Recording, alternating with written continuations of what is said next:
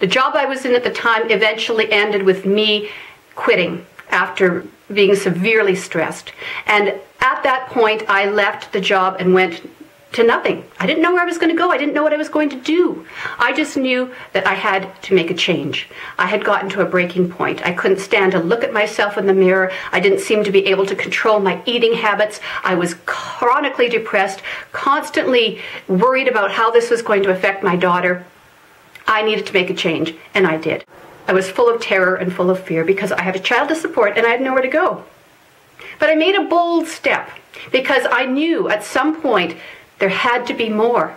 Is this all I am? There has to be more. I am not able to give any more of myself to anybody else. And throughout those years, I experienced a tremendous amount of death in my family. All of my relatives were dying off. My aunts, my uncles, my father had died. My cousin was killed in a car accident. And all this happened rapidly. My life changed so dramatically, so quickly. I couldn't cope. But I made that decision because I knew deep down that this was not who I was. This blob in the mirror was not who I was. This stressed out workaholic doing and giving for everybody else was not who I was. So I made a decision and I quit, and I was terrified. And I pleaded with the universe to help me. My life changed dramatically with a phone call from the local radio station that basically said, "Would you like to come work for us? We'd like you to be on the air." Now, I'd never done anything in radio at all before, and I thought they were crazy. I thought, okay, this is a prank call or you've made a terrible mistake. But they assured me it wasn't. I took the leap. I went into radio. I knew nothing. And within a few short months, I felt like I'd come home. Now, I was terrible at first. It took an awful long time for me to get comfortable and to get good. But I loved every second of it. It was my apprenticeship. And during that time, I started to feel great about myself. And I had an opportunity to participate in a weight loss program. And I had energy again. And I took charge and got back in control of my life. And I shed those 44 pounds. And I haven't looked back. Anyway, a long way from saying that I was operating from here, but what was going on that was keeping me here was directly connected to my beliefs about who I was.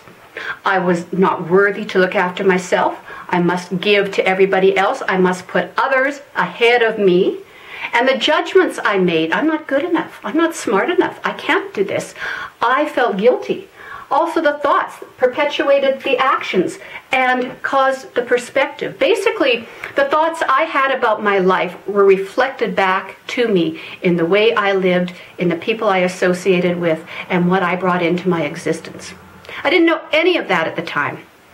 But I soon started to realize once one door was open, another opened, and I started to understand. I started to understand a little bit about what drove this. And it was still later, a few years later actually, when I made the leap to the top part of the pyramid and started to deal with spirit. Now, I'm not talking about religion. I quite frankly don't care what your religious beliefs are.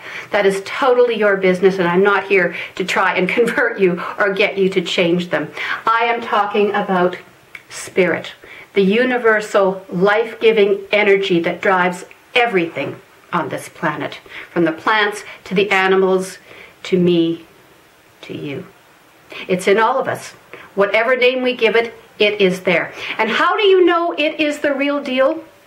Because it is unchangeable. It is infinite. It is endless. And that is what's driving your ship. That is the fuel that's getting you going. And that is not going to change. This changes. All of these change. Spirit is constant. The spirit that is in you and me, the spirit that is in the grass, the spirit that is in the dogs and the cats, is just a speck of the universal spirit, the wholeness, the oneness that connects all of us, the love, the light, the energy. How do you know if something's real? It is changeless. No matter what is going on the surface, no matter what chaos is happening, that remains constant. And so the challenge for us is to start operating from here. And once we are operating from here, we are asking direction from our higher purpose, from our higher self, the God self within us, the Holy Spirit within us. It's got many, many names, but we are asking to operate our life from this spot. And the universe will compile. The universe has been waiting for us. This came with us when we were born. This is like our soul script that we brought, the DNA that was built into us, that came with us at birth. This is who we are meant to be. This is the life that we are supposed to be living. And the spirit is born into a human. And as a human grows, we start to domesticate them, as Don Miguel Ruiz says. And basically what I mean by that is we take a child and we raise a child and we inflict our beliefs on them. Not in a menacing way and not in a harmful way. We think we're doing the best we can. We're teaching them the difference between what we consider to be right and wrong, good and bad. We live in a world of duality, and we want our child to understand the consequences of good and bad, right and wrong of that duality. And it creates a belief system. The problem starts to happen when what we label as right and wrong, good and bad, how do we know that? Why are we labeling it that? Where did we get our belief system? Did we get it from our parents and they got it from their parents? We're passing it down from generation to generation.